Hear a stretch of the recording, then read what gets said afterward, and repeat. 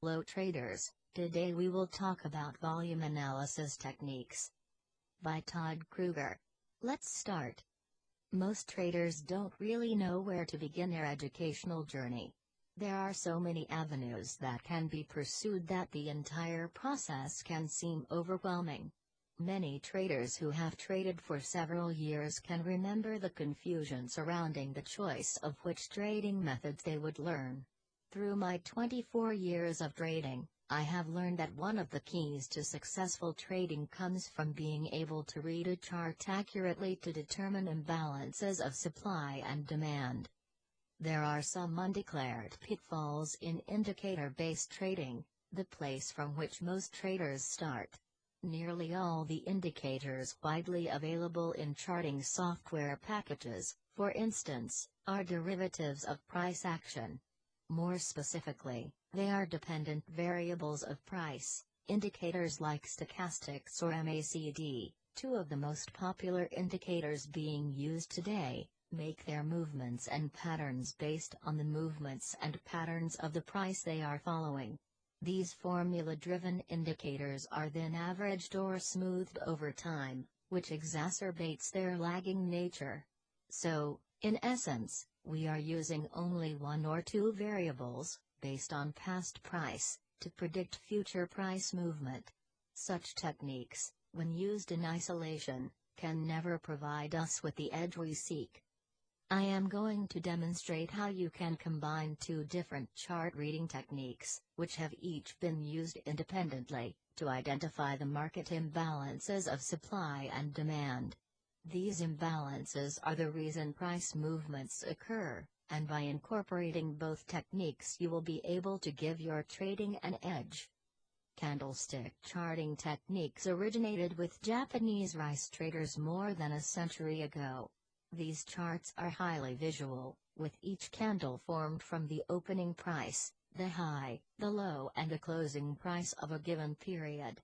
The body of the candle shows the very important relationship between opening and closing prices.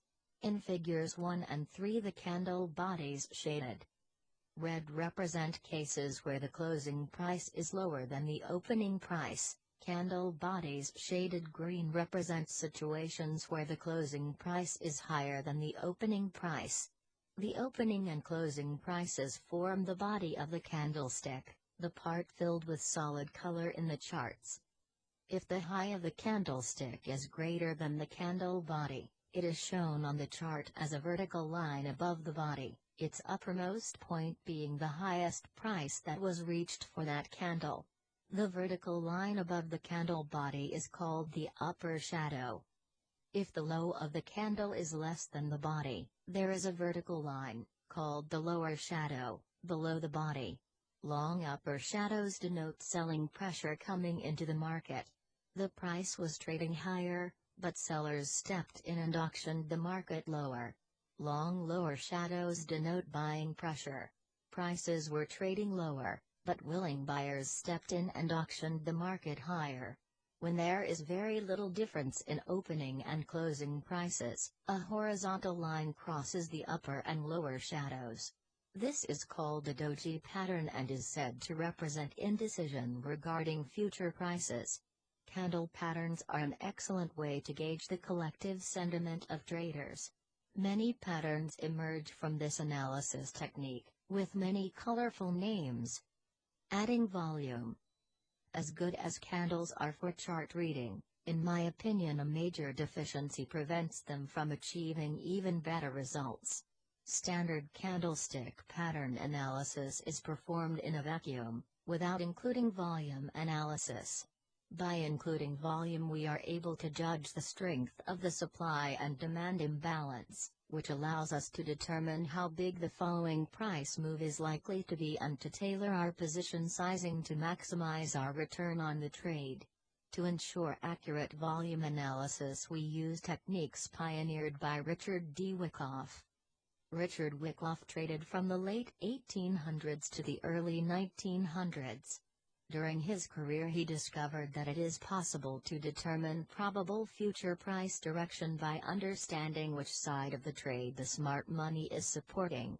Because smart money traders have enormous capital to trade with, their trading activity leaves behind telltale signs on a price/volume chart. Most trading volume, in every market, comes from such professional traders. If we can decipher which side of the trade the smart money is trading from, we can mirror their positions and profit alongside them.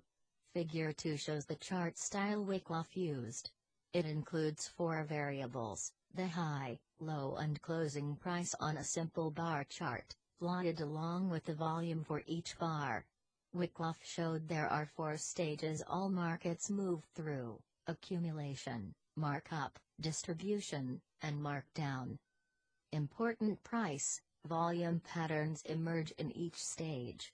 By understanding these specific patterns, it is possible to determine the path of least resistance for future price movement. Because the Western world was not aware of candlestick charts in the early 1900s, Wyckoff's genius was limited to the common charts used in his day, namely the bar chart with only the high, low and closing price, and point and figure charts. A very important piece of the puzzle, which Wyckoff lacked in his analysis, was the inclusion of the opening price, and its relationship to the closing price. This relationship creates important patterns, as we have learned from the candlestick chartists. We, as traders in the 21st century, do not have these charting limitations.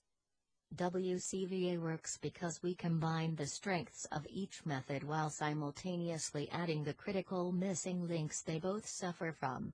WCVA is robust and universal. It works in all time periods and in all markets, even Forex, as we substitute traded volume with tick-based volume.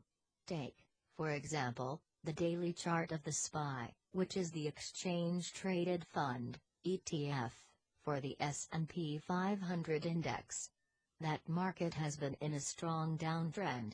I will show how to apply the doji demand drying up WCVA pattern to spot market reversals at the top of a retracement.